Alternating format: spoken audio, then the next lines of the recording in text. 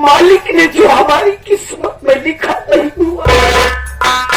एक बात आप ये बतलाइए कि आप इस शमशान घाट पर किसकी लाश लेकर आई हो भाभी? बोलो। तो नहीं सुन पाएगा बाबू, तो नहीं सुन पाएगा कि मैं किसकी लाश लेकर आई हो। लेकिन भाभी मैं जानना चाहता हूँ, आप मुझसे बतलाइए कि आप किसकी लाश लेकर आई है। भाभी आप मुझे बहुत प्यार करती है ना, तो तुम्हारे इस लाडले देवर रमेश की कसम है भाभी, आज आपको मुझे बतलाना ही पड़ेगा कि आप इस शमशान घाट पर किसकी लाश लेकर आई है। बोलो। बंदा, मैं किसी गैर की लाश लेकर नहीं, वो पुलिस कलेजे के टुकड़े,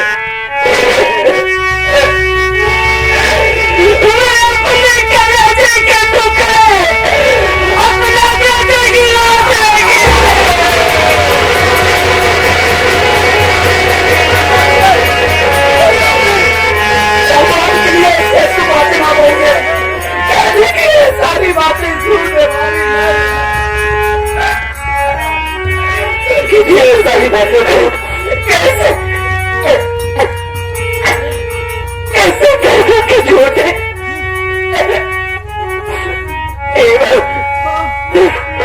सच्चाई सच्चाई हमारे सामने।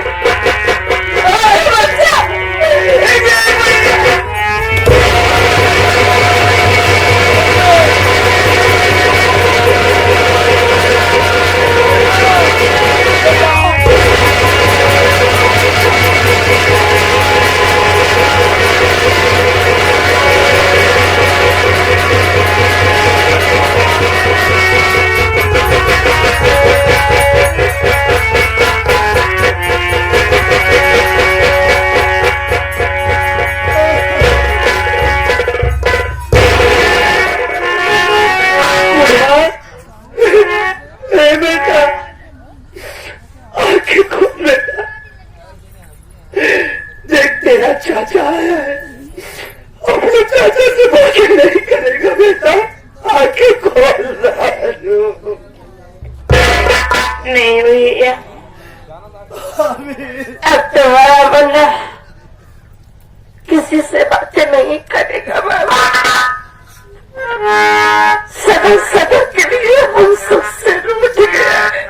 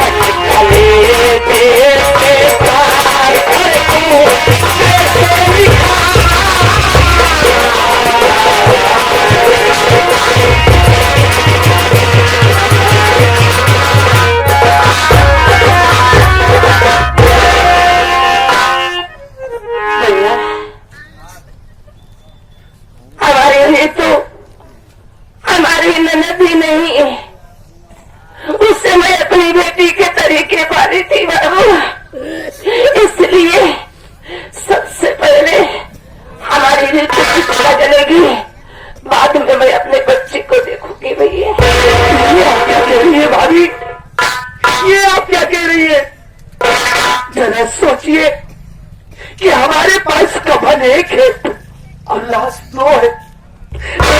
कि अगर इस कफन में बीवी रीतू की लाश लपेट कर इनका अंतिम संस्कार कर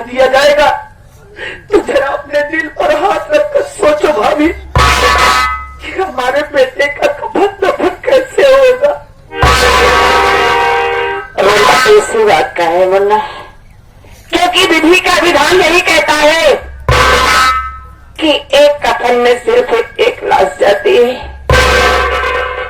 भैया आज हम इस विधि के विधान को तोड़ देते हैं। जो दुनिया में किसी ने नहीं किया है आज वो करके दिखाएंगे। एक कफन में 2 लाश भी दफनाए।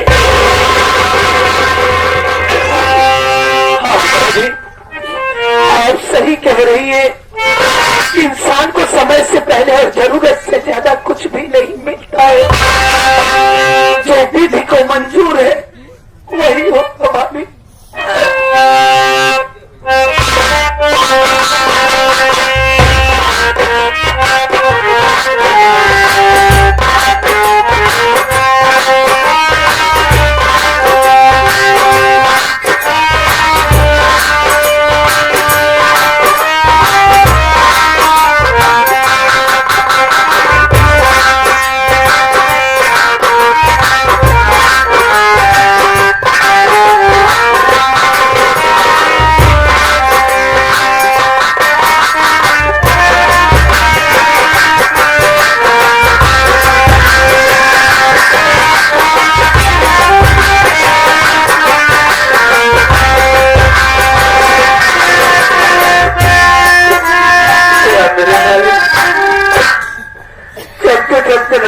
कहाँ चलाया हूँ मुझे कुछ होश नहीं, कुछ पता नहीं मैं कहाँ पहुँचाया हूँ। पर वाले अभी तक एक टुकड़ा रोटी कर नहीं पाया कहीं तक।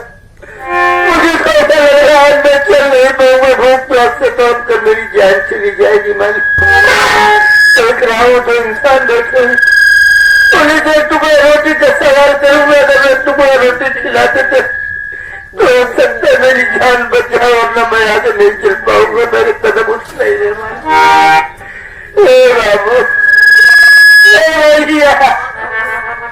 अरे कोई तो एक टुकड़ा रोटी खिला तो मैं भूख प्यास से उससे चले नहीं जा रहे, मुझे चलते नहीं जा रहा है बाबू। कोई तो टुकड़ा रोटी खिला दो बाबू।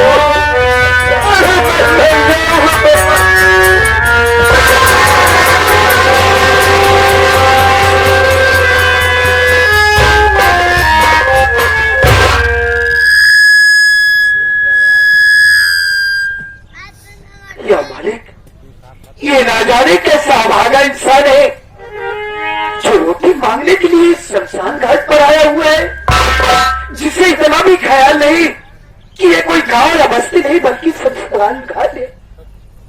शायद लगता है कि ये भी बेचारा हमारी तरह से किसी मुसीबत का मारा है, जिसे कुछ भी ख्याल नहीं है कि मैं चल रहा हूं। इसे उठाकर समझा बुझाकर गांव की तरफ भेज देता हूँ कि भैया देखो ये शमशान घाट है, यहाँ तुम्हें रोटियां नहीं मिलेगी बल्कि गांव में जाओ वहाँ तुम्हें रोटियां मिलेगी। यही ठीक रहेगा। ओ भैया, ओ भाई साहब उठो, आओ।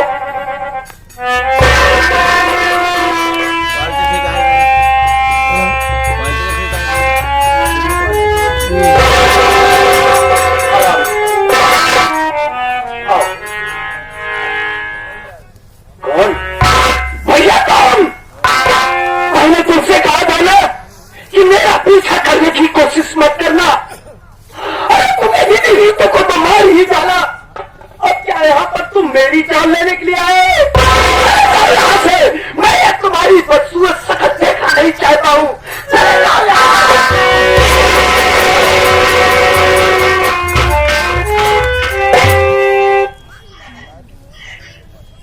रमेश।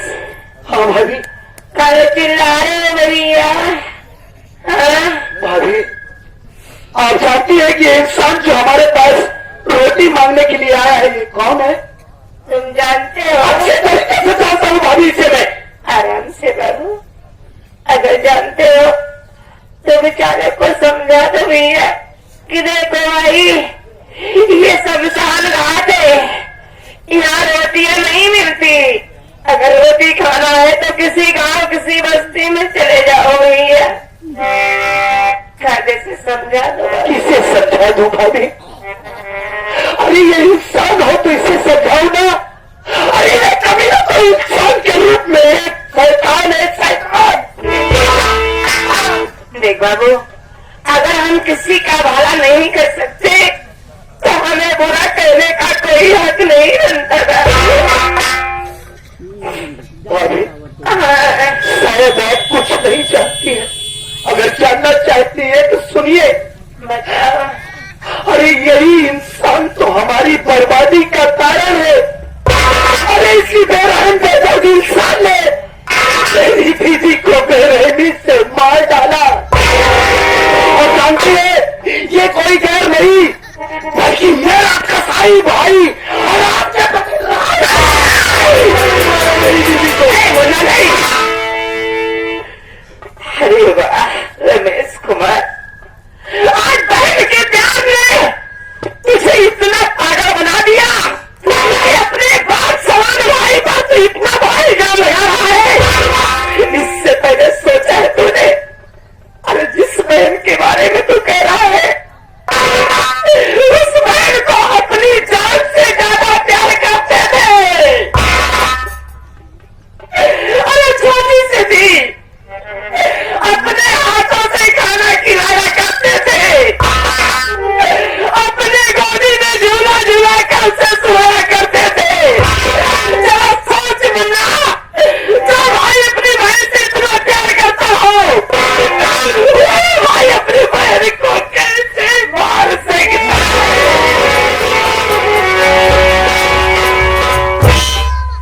वाह भाभी वाह, धन्य है आप। अरे आप तो साक्षात ममता की एक मूर्त। साथियों देखिए, इन्हें कहा जाता है हिंदुस्तान की पतिव्रता नारी। देखिए अपने पति के हाथों इतनी प्रताड़ना सहने के बावजूद अपने बच्चे की सड़ी गली लाश लेकर दर बदर की ठोकरें खा रही है।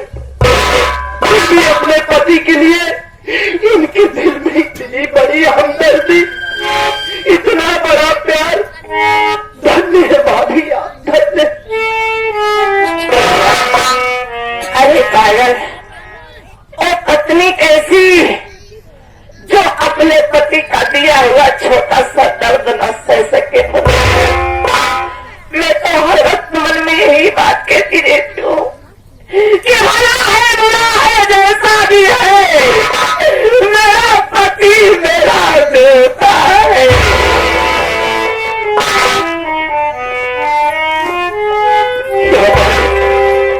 ये मुझसे अनजाने में कैसा व्यर्थ हो गया। मैंने अपने भगवान जैसे भाई को ऊपर शक किया, अपनी बहन के कत्ल का इल्जाम लगाया। अपने भैया से कैसे नजरें मिलाकर बातें करूंगा। देवर रमेश, हाँ भाभी, लग रहा है तुम्हारे भैया कई दिन के भूखे है। बाबू तो एक काम कर, कुछ खाने का इंतजाम कर भैया, नहीं तो अनर्थ हो जाएगा भैया। भाभी हाँ, आप अच्छी तरीके से जानती हैं कि हमारे पास पैसा नहीं है, ऊपर से ये शमशान घाट, चारों तरफ वीराना और सन्नाटा के सिवा कुछ भी नहीं दिखाई दे रहा है। तो आप ही बतलाइए भाभी कि मैं भैया के लिए रोटी का इंतजाम कहाँ से करूं? एक रास्ता है मुन्ना। वो क्या भाभी? करोगे ना? हाँ करूंगा। इनकार मत करना बाबू। कैसी बातें कर रही है भाभी, आप कहिए तो सही। उठा एक कपूर उठाओ और किसी दुकान पर बैठ के हमारे पति के लिए रोटी लेकर आओ। क्या कर रही है भाभी आप? मुझे आदत नहीं हो गई है। जरा सोचिए, अगर मैं इस कफन को ले जाकर किसी दुकान पर बैठकर के लिए रोटी का इंतजाम करूंगा तो जरा सोचिए भाभी कि हमारे दोनों बच्चों का कफन दफन कैसे होगा। देवर रमेश, हमारे दोनों बच्चे मर चुके हैं बाबू। क्या तू चाहता है कि इन दो लाश के बीच में तीसरी भी आ जाए? हमारे पति मर जाए, हमारी मां का सिंदूर ले जाए। भगवान के लिए ऐसी अच्छी बातें न बोलिए, आप जो कहेंगे मैं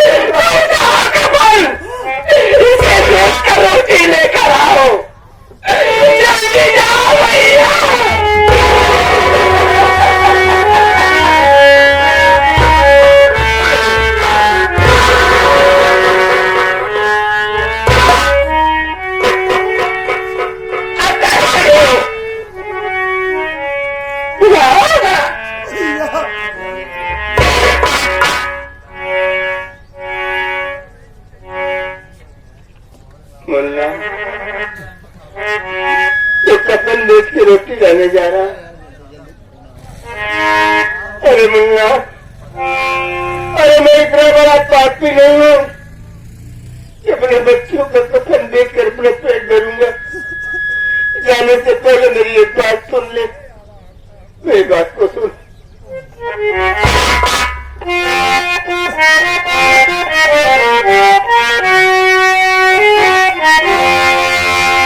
बेटी करके कफन रोटी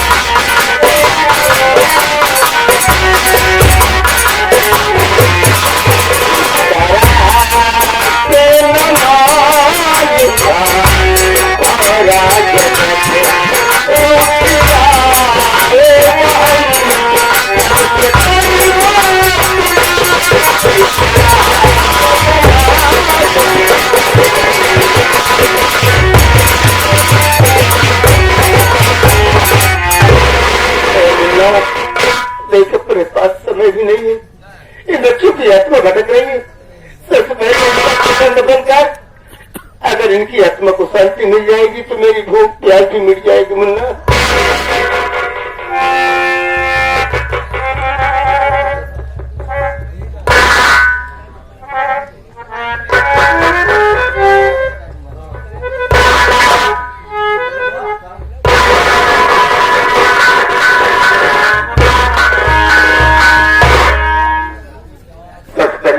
लाश को लेकर चलते, उसके बाद देखा जाएगा मुन्ना क्या होगा क्या नहीं होगा।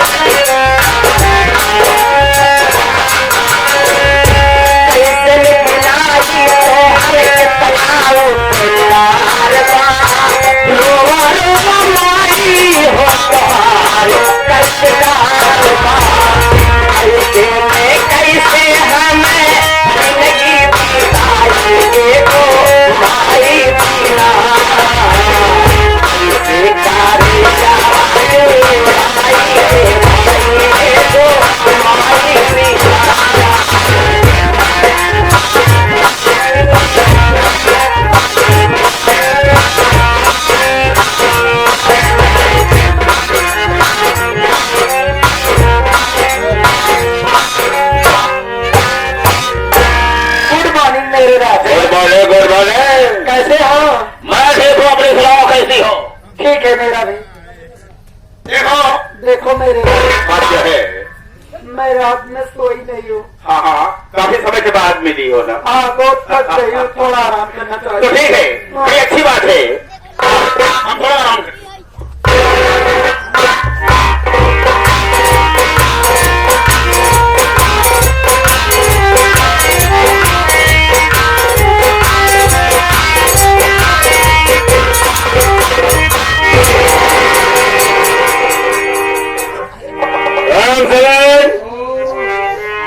और बताओ कैसे हो? ठीक ठाक हो? आप ठीक है? डॉक्टर के कहने में बिल्कुल ठीक ठाक हो गया हूँ। तुम्हें खुशी हुई? अबे साले, काम की बात तो कर सकता है ना, तू खुश है? मैं खुश हूँ। अगर तुम खुश हो तो हमारी जाने में तो और खुश हो जाएगी रे। देखते मैं तो कलेजे में घुस नहीं है। चलते हैं तो सबसे पहले तो दो पैर को दबाएंगे, उसके बाद अपने मन की बात को बताएंगे। ठीक है, तुम भी कुछ दबाना। आओ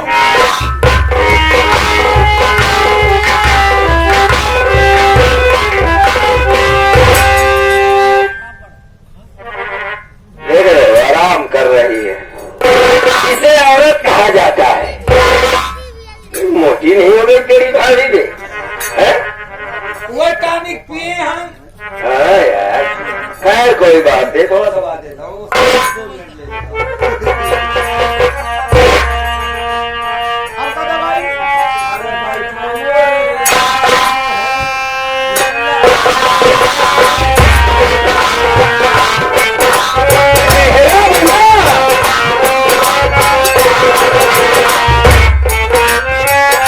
जिसे स्वर्ग जाना है अपनी अपनी पत्नी का पांव दबाना शुरू कर दो भाई। और आज भी खास तौर पर बैठा मोरे राम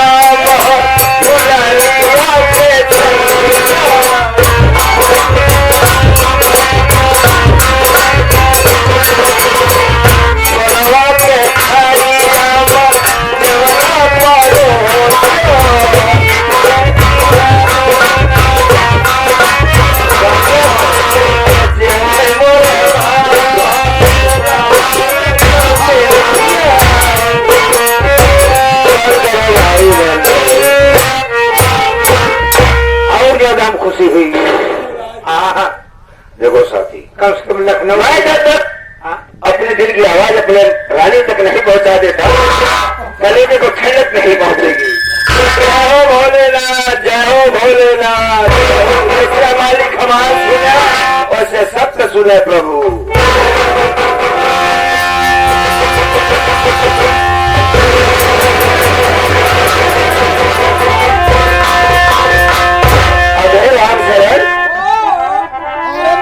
अबे लक्ष्मी के साथ ये कौन है रे? लक्ष्मी के साथ विष्णु भगवान और क्या रहे औरत। इस कसूरी के मैं पांव दबाता था, पहली चाचा के साथ क्या कर रही है राम खोर? मेरा भाई मुझे सच ही कहा रे मेरा भाई।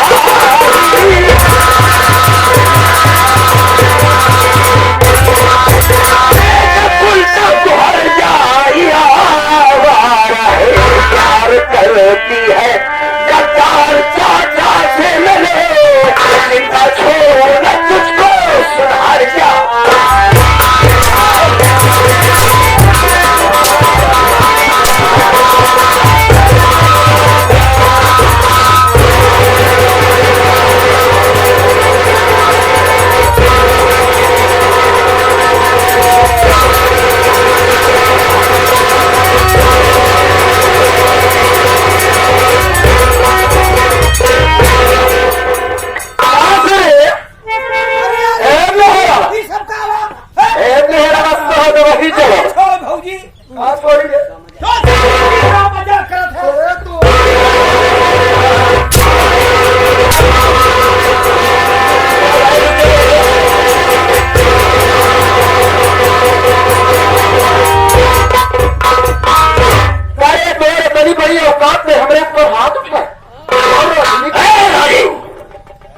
रास्ते के कांटे हमारे सब साफ हो गई, लेकिन तू ही बचा है। आज मैं तुझे भी नहीं छोड़ूंगा। कहना क्या चाहता है? अरे क्या कहना चाहूंगा चाचा, एक औरत के खातिर अपने भतीजे को मार डालोगे चाचा? मैं तो आपको भगवान की तरह माना करता था, आपके कहने पर अपने भाइयों को मार कर घर से भगा दिया। आप क्या करोगे चाचा? हम ही तो जान से मार डालोगे। तो मेरी आदत को जानता है ना, मैं सरफिरा हूँ बेटा। अरे लक्ष्मी, मैं तुम्हारा पति हूँ। और पति है और माटी दे मेहराऊ, तू हमारा पति बन गए। आईना में सकल देखे यहाँ की ना जिंदगी का देखे ही आईना में सकल बनी गड़बड़ बनाए ने। बकवास रही से बकवास पहले तो हमें गोली मारना चाहिए। गोली मारना चाचा, खेल खत्म हो जाए। वजह ये है कि मुझ जैसे गद्दार को जीने का इस दुनिया में कोई बिल्कुल सही कहा। लेकिन चाचा आज हमारे दोनों भाइयों की बनी है चूंकि हमने उनके साथ बड़ा गलत काम किया है चाचा, फिर भी चेहरा दिखाने से पहले मार दो मुझे, मार दो, मारो।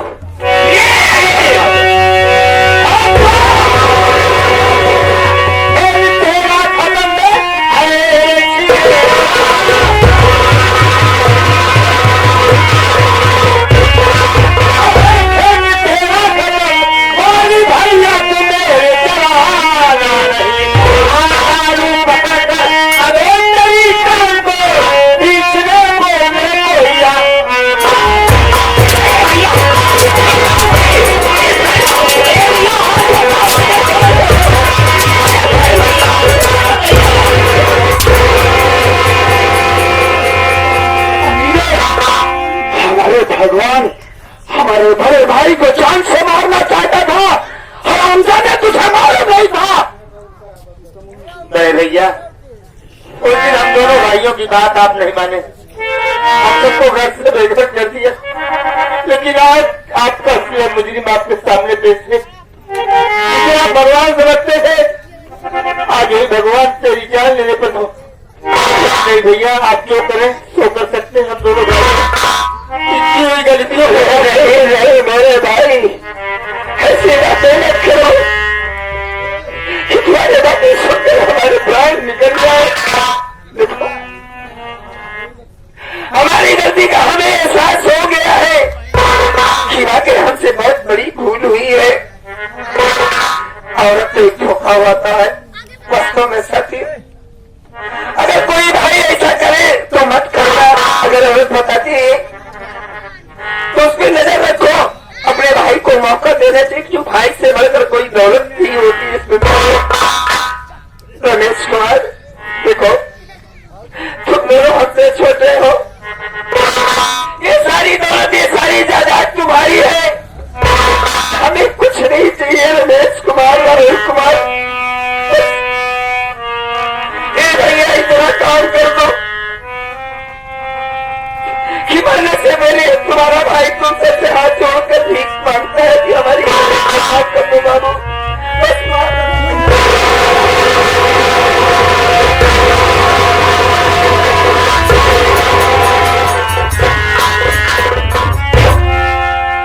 तेरी आंखों की कसम है,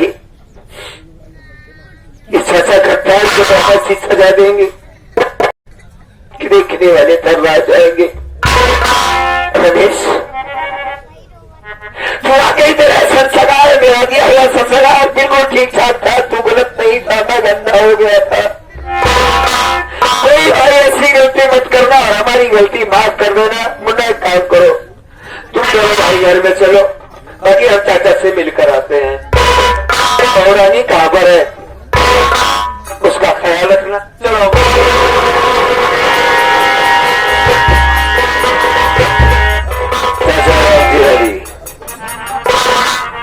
देख, आज तो मैं अनेक बात बता देना समझते हैं अच्छी बात कि पहली बात तो मैं नामर्द नहीं था, मैं मर्दाना कमजोरी नहीं थी। हमारा एक बहाना न साले गद्दार, इसका मतलब तुमने मुझसे झूठ बोला। जी हाँ, माँ बाप के मर जाने के बाद मैं सच्चाई की तलाश कर रहा था कि मेरे माँ बाप को मारने वाला गद्दार कौन हो सकता है। लेकिन आज ये समझ में आया कि मैं जिसकी तलाश बाहर कर रहा था वो हमारा दुश्मन साला हमारे घर में था। भरोसा करेगा कि मेरा चाचा इतना गिर जाएगा। और आयम खोर जितने भी लोग आई जनता से तमाम साठ मसाले गलती मान। हाँ तो दोस्तों, जैसा मैंने किया आप लोगों ने देखा, किसी चाचा को इस तरह से नहीं करना चाहिए जिस तरह से अपने परिवार को पूरी बर्बाद कर दिया। नन्हे से मुन्ने से बच्चे को मार डाला, अपनी बेटी को मार डाला, भाई और भाभी को मार डाला। मेरे जैसे इंसान को दुनिया में जीने का कोई हक नहीं होता। दोस्तों, वैसे बहू एक बेटी होती है,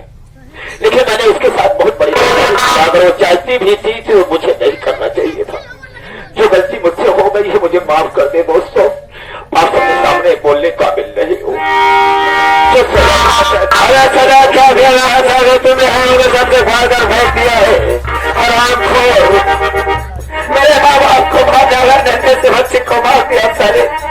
आज तुझे देवता की तरह पूछता रहा, तू चाचा नहीं हमारा भगवान है।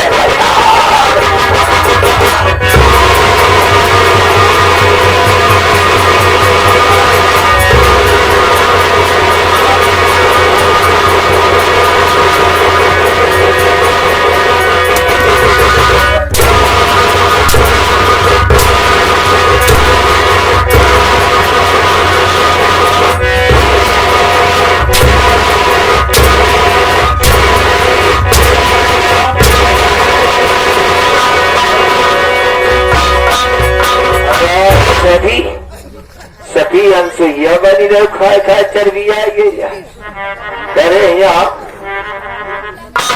देश के बदमाश। मैं तेरे पाँव को दबाता था इस वजह से कि तेरी असलियत क्या है। सभी ससुर के पत्नी सेवा की जा तो सबसे ही जाना थे। क्यों रे हराम खोर, तमाम जनता से गलती मानते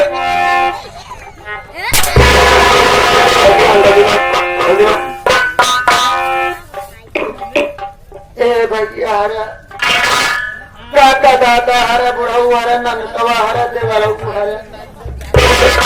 देखा हम जब गलती करे माफी चाहिए दोषी सबसे कान पकड़ दिए, वैसी गलती कब जिंदगी में कर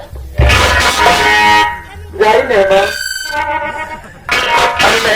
मैं जलवाना कहा देखा।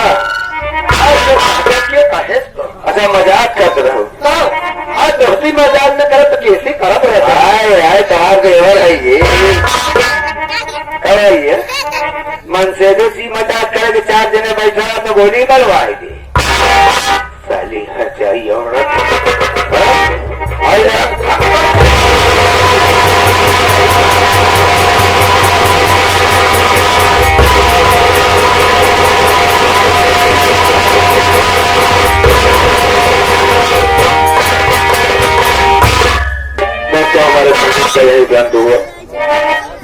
हम कलाकारों से अगर जरा सी भी गलतियां हुई हो तो क्षमा चाहते हैं।